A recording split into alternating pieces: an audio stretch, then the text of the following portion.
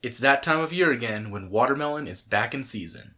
So whether you bought it at the store or picked it fresh from your garden, this watermelon jam is sure to be one of the best things you'll eat all summer. To get started, we'll first go over our ingredients. So of course, we're going to need watermelon. We'll need a mason jar with a lid, just to be able to store it in. We'll need some lemon juice. We're going to need 1 box of fruit pectin, which equals about 4 tablespoons.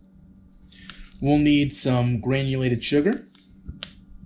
Then we're going to need a blender or a food processor. Both will work just fine. We'll need a small saucepan, a whisk, and then a couple different sizes of measuring cups. So here I have a 1 cup, an 1/8 cup, and then if you want to be extra sure you're getting the right amount, you can do a tablespoon to measure out the fruit pectin. So we'll start out by cutting our watermelon slices into a little bit more manageable chunks. So nothing too fancy here, just cut them up, make them a bit smaller, and put them right into the blender. And when we're done, after it's all blended up, we're going to need about 1 cup worth of watermelon. So just keep that in mind when you're cutting it up. Alright, so once we're done with that, we're going to put the lid back on our blender there. And then make sure it's plugged in, and we're going to puree it until it's nice and liquidy. Alright, now all of our watermelon is pureed, and you can see it's nice and liquidy when I shake it around in that blender. Now that we have our watermelon all pureed, we're going to add 1 cup of sugar over to our saucepan. So let me fill this up here. Alright, so we have 1 cup of sugar here, and we're going to add that to our saucepan. And then we're going to come over and we're going to add 1 cup of this watermelon puree to the saucepan as well. Ooh, that looks really good. Alright, so 1 cup of watermelon puree. And then we're going to whisk that together a little bit, just to try to get it into a nice thick sugary liquid. Just like that. And then we're going to add our 4 tablespoons of fruit pectin, which happens for me to be the 1 bag. And when you add this fruit pectin, you're going to want to make sure to whisk this together thoroughly pretty much right away. If you leave it sitting in here for a few minutes, it can start to get a little bit hard. So add it in and then start whisking it together.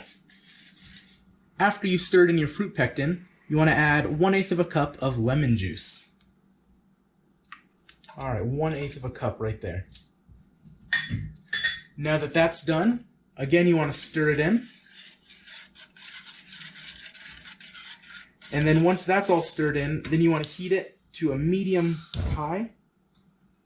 And then once it starts boiling, turn it down to a nice low simmer and let it simmer for about 15 to 20 minutes while occasionally stirring. So it's been about 20 minutes and our mixture looks amazing. It's still pretty liquidy, but that's okay. So what we're going to do is we're going to take it and we're going to pour it into a glass. Now if you have a funnel, it would really help on this part, but I do not.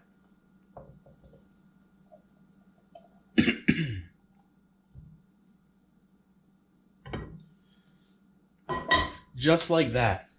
Now, like I said, it's still going to be really liquidy and still not the consistency of jam, but that's okay. So we're going to put our lid on top of it.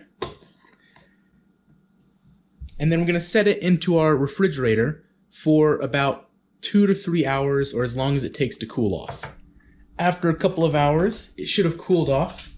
You can always just check, make sure the glass isn't warm.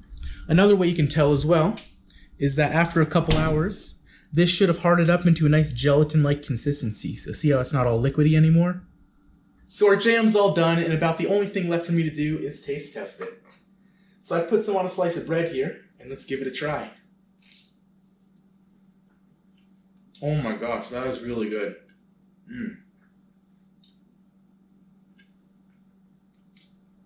Wow, that is actually absolutely fantastic.